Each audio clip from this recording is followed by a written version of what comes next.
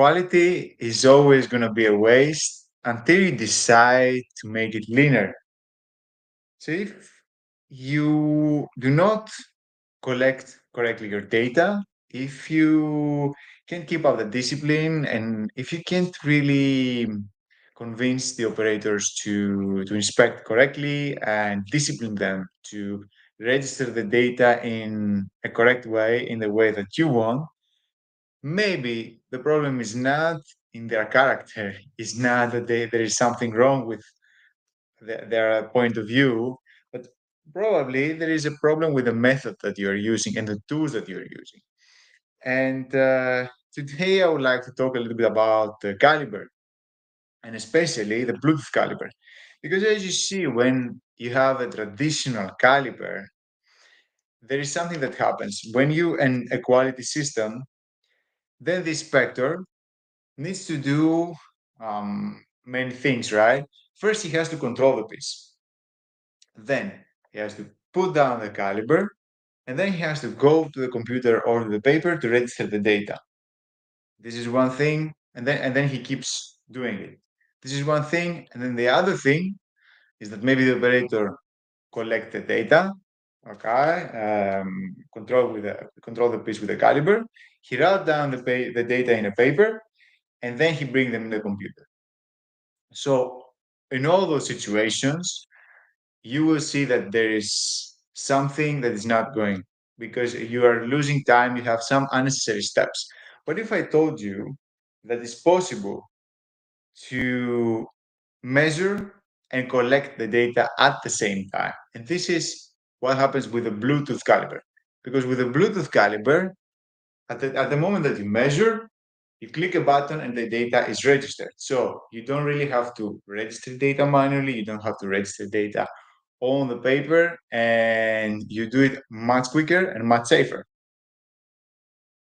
And but before we go in, I would like to know you, where you come from, where you see me from, which part of the world. I know that many of you probably are on holidays right now. Many of you are in the beach, but the ones that still here and watch, I would like to know where you come from. Personally, right now I'm in Treviso in Italy, and as you see, I'm not in the beach as many people are. But yeah, let me know where you come from. If you come from United States, from Italy, from Europe, from Asia, and I will keep going on showing you a lot of. I've prepared a lot of videos for you today, Chris.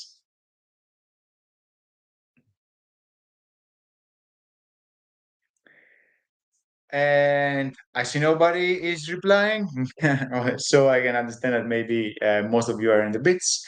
But I will keep going on showing you the simulations I created for you.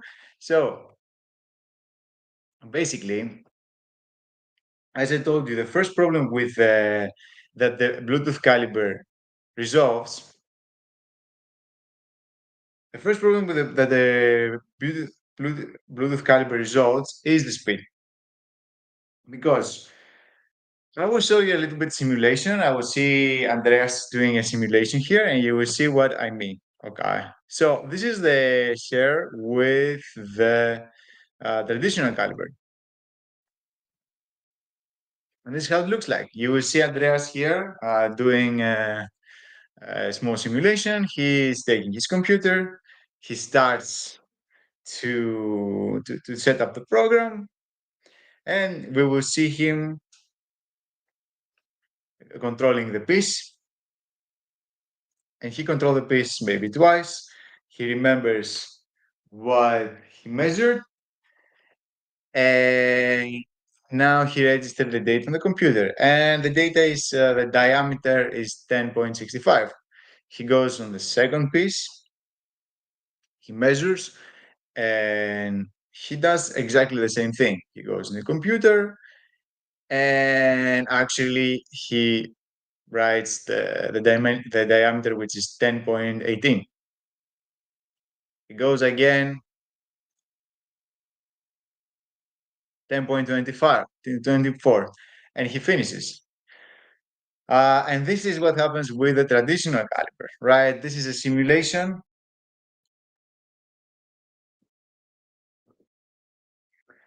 This is the simulation. This is what happens with a traditional caliper. And you see that there are a lot of unnecessary steps here, right? You see that he has to, after he measures, he has to put down the caliper, he has to go on his computer, write down the data, and so on and on and on. So this is what happens.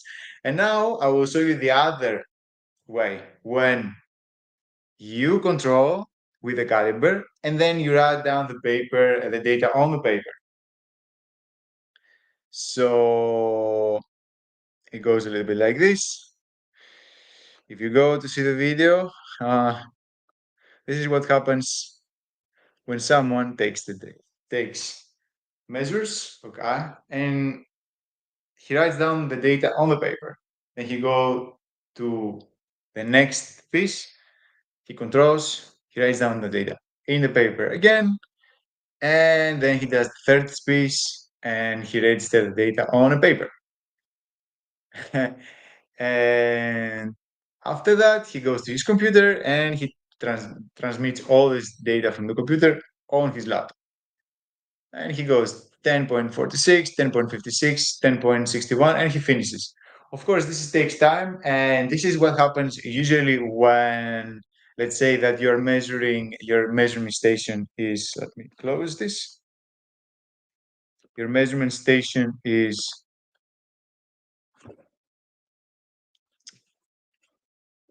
yeah, let's say that your measurement station is on a room, and maybe there's a little bit of difference between, there's a little bit of distance between with the computer. So instead of going back and forth every time, you write the data on the paper, and then when you finish, you bring in the computer. This is also a waste of time, and I will show you now what happens with a Bluetooth caliper. Okay, and with a Bluetooth caliper, what happens is we will see Andreas having a Bluetooth caliper now. And what happens is that he's in his computer, he opens, he set up the quality system, right? And basically he measures and he clicks the button, the data is registered immediately. He goes again, register, click the button, data immediately, and then click the button, data immediately. He finishes so much quicker here. And and basically in this case, what you what you will see is that Andreas finishes his work much quicker, and he finished his work 60% of the time in 60% less of the time. He registered the data correctly, and he has time, as you can see, he has time to do something else, another control, inspect more pieces, or do something else in the line, right? So the number one thing, if you are considering to buy a Bluetooth caliber, is the speed. And for those, if you are watching me, if you are not in the beach, I would like to know if you are already using a Bluetooth caliber, if you have Bluetooth calibers on in your production line, and you're not really searching to go for a new one.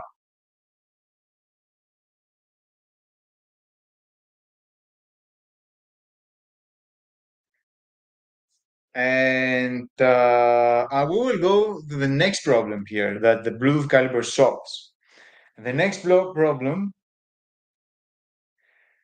is the data accuracy. It's not just the speed, it's the data accuracy. Because imagine what happens. When you have a caliber, okay, you do the measurement, is one act. And then another act is that you register the data, right? So between these two acts, there can be discrepancies. A person can, even a person can really do the measurement and not even register because he thinks it's not necessary, or not control anything and register some data. Okay. Or it's possible that he does a measurement and then he bring another value on the computer. This is possible. With a Bluetooth caliber, this is impossible because you click and the data is registered directly. And I would like to show you what happens, how this looks like. Okay. because when this happens, your data look like a little bit like this. Okay, so if you can see my screen, you see that the correct data follow some sort of normal distribution. Okay, when you collect data correctly and when you have your data registered on the point, you have some sort of normal distribution. Okay, you will see a lot of values and some randomness there. If you see something like the picture on the right, the data are probably wrong. Okay, you see that probably the data are centered always in the set point. Okay, and in this case, all your process is too stable that is a little bit impossible, or the operator is not really registering the data, or he's doing some tricks there, right? And I have Andreas. I told Andreas to do a simulation about that and show us how it looks like when the operator actually uses a traditional caliber and he registers the data, but it's not exactly what we are expecting. So you will see when the operator has a you will see Andreas here. This is when the operator is actually not using the caliber and just register data because he doesn't want to do it. So he takes the laptop, he adds some data randomly, and okay, and that's it, right? And then you end up thinking that your process is very stable, when in reality your process is not really stable. We'll see him again. Uh, so what happens is, yes, he has to register. He has to measure first before he registers. He doesn't measure because he wants to save time, and he just writes down data, right? Because someone asked him to do that, and probably takes time for him. If he would use a Bluetooth caliber, this would be impossible because in the Bluetooth caliber we are able to see. Let me close it. So yeah, this is actually what happens. So if address does that, we have the wrong data on the right, and if you use a Bluetooth caliber, it's very obvious to see that because in the Bluetooth caliber you see a lot of digits, while when a person actually types in, you will not see. You will see only two digits, all the digits that he decides.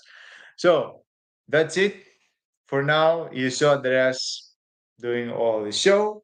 You saw all the simulations, and what you get from this is that if you have some problem, if quality takes a lot of time and you have problem to discipline the people and inspections don't really want to do the work, sometimes it doesn't have to do with their mentality and their philosophy of work, but it has to do with the tools you're using. And fortunately, technology is giving us a lot of information and a lot of new ways and methodologies to do the things.